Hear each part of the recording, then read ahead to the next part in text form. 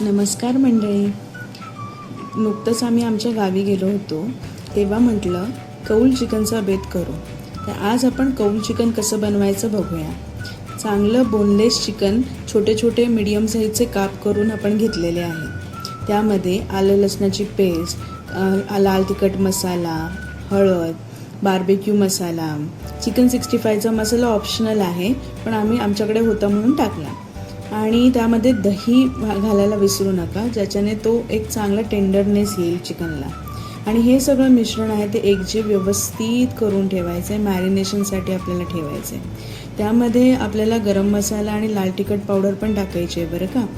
आणि ते व्यवस्थित असं मिश्रण आपल्याला मॅरिनेशनसाठी ठेवायचं आहे. आता एका बाजूला आम्ही चूल पेटवायला घेतलीच होती, त्यावर आपलं चांगलं स्वच्छ धुतलेलं कौल ठेवलं आणि तेल टाकून घेतलं, ग्रीस करून घेतलं. त्याच्यावर आपले जे मॅरिनेटेड चिकनचे पीस होते ते टाकून घेतले. आता ते चिकनचे पीस शिजायला एक 5 मिनटं लागतात. मग आपल्याला दोन्ही बाजूने ते परतवून घ्यायचे असतात.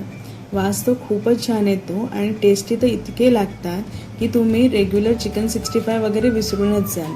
आणि त्याचा जो स्मोकी फ्लेवर आहे ना, किती सुंदर लागत होतं ते. आणि अशा प्रकारे आम्ही 2-3 बॅचमध्ये कंप्लीट केलं.